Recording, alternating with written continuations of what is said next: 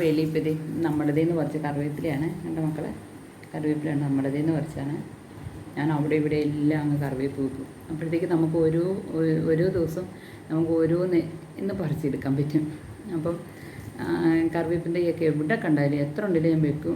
കറിവേപ്പ് തൈ കിളിപ്പിച്ച് ഞാൻ കൊടുത്തു വിട്ടിട്ടുണ്ട് കേട്ടോ. എൻ്റെ അനിയൻ്റെ വീട്ടിലൊക്കെ ഇവിടുന്ന് അവൻ കൊണ്ടുപോയി വെച്ചിട്ട് അത് നന്നായി വന്നിട്ടുണ്ട്.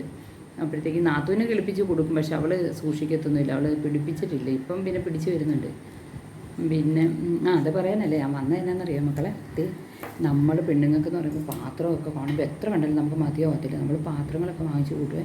പക്ഷേ അങ്ങനെ നമ്മൾ ഇപ്പം നമ്മൾ കാര്യങ്ങളെല്ലാം കഴിഞ്ഞിരിക്കുന്ന സമയം, അപ്പം നമ്മളിനി ആവശ്യമില്ലാത്ത ഓരോന്നൊക്കെ വാങ്ങിച്ച് കൂട്ടി വെക്കരുത് എന്ന് എൻ്റെ ഒരു അഭിപ്രായം. ഞാൻ പറയും, ചെറിയൊരു അഭിപ്രായം.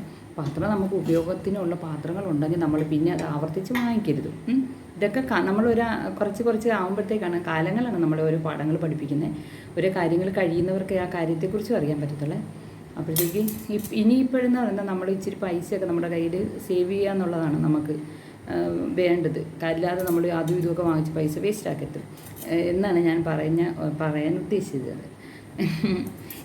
ഇത് ഞാനാണെങ്കിൽ ഈ പാത്രം കണ്ടത് നല്ല ഭംഗിയിലാണ്. ഇത് എനിക്കില്ലേ ഇറ്റലിക്കാരുടെ പാത്രം യൂസ് ചെയ്യുമ്പോൾ ഇതുപോലാണ് അവരുടെ പാത്രം, അവരുടെ സിൽവർ കളർ കണ്ടോ, ഇങ്ങനെയാണ്. അപ്പോൾ ഇതൊരു സെറ്റായിട്ടായിരുന്നേ. അടപ്പുണ്ടായിരുന്നു, അടപ്പുണ്ട്, ഞാൻ കാണിക്കാം. കാണാവോ?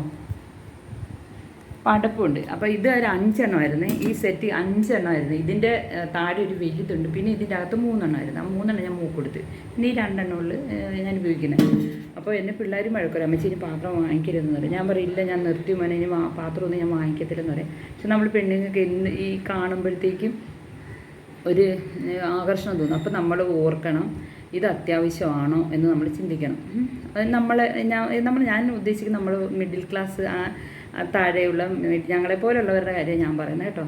എത്ര ഇതില്ലാതെ സാമ്പത്തികം ഇമ്പോർട്ടൻ്റായിട്ട് കരുതേണ്ടവർ ഉള്ളവരെ ഉദ്ദേശിച്ചല്ല ഞാൻ പറയുന്നത് കേട്ടോ. മിഡിൽ ക്ലാസ്സും താഴെയും ഞങ്ങളെപ്പോലുള്ളവരെ ഉദ്ദേശിച്ചാണ്. അപ്പോഴത്തേക്ക് നമ്മൾ ആ പൈസ അത് ഇരിക്കുക. അതുപോലെ തന്നെ ഡ്രസ്സ്.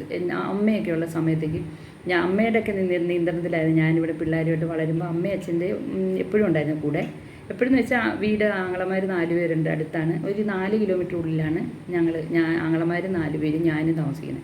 അപ്പോഴത്തേക്ക് അമ്മയും അച്ഛൻ്റെ സാന്നിധ്യവും ആങ്ങളമാരുടെ ഒരു നോട്ടം എപ്പോഴും ആണല്ലോ. അപ്പം നമുക്കൊരു എല്ലാത്തിനും നിയന്ത്രണം കാണും. എല്ലാ രീതിയിലും നമുക്ക് ഒരു നിയന്ത്രണം ഉണ്ട്.